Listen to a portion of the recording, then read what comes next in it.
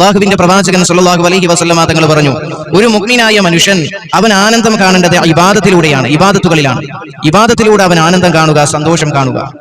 2, ഒരു പാവപ്പെട്ട ഒരു മനുഷ്യന്റെ കണ്ണുനീരൊപ്പുന്നതിലും ഒരു മുഅ്മിനായ മനുഷ്യൻ അവിടെ എന്താണ് സന്തോഷം കണ്ടെത്തണം. ഇതാണ് മുഅ്മിനീങ്ങളെ ഒരു വിശ്വാസികൾ പരിശുദ്ധമായ റമളാനിൽ ഔദാര്യത്തിന്റെ കാറ്റായി വീശണമെന്ന് അള്ളാന്റെ റസൂൽ പഠിപ്പിച്ച അതേ ഹബീബായ തങ്ങളെ, നിങ്ങൾ പെരുന്നാൾ ദിവസവും നിങ്ങളുടെ ഭവനങ്ങളുടെ ചുറ്റും താമസിക്കുന്ന പാവപ്പെട്ട ആളുകൾ, അത് ആരുമായിക്കോട്ടെ, ഏത് മതത്തിലുള്ള ആളുകളാണെങ്കിലും, ക്രൈസ്തവനാകട്ടെ, ആരാകട്ടെ, ഹൈന്ദവനാകട്ടെ, ആരായാലും അവർക്ക് വേണ്ട ആവശ്യങ്ങൾക്ക് നമ്മൾ ഒരു സാന്ത്വനമായി തീരണം. മുഅ്മിനീങ്ങൾ അവിടെ ഒരു ആനന്ദം നമ്മൾ കാണണം. അതുപോലെ തന്നെ ചാർച്ച ചേർക്കൽ, കുടുംബബന്ധം ചേർക്കലും ഈ ഈദുൽ ഫിത്തറിന്റെ പെട്ട ഒരു നന്മയായ പ്രവർത്തനമാണ്. അവിടെയും ആ ഒരു വിഷയത്തിൽ നമ്മൾ ജാഗ്രത കാണിക്കണം.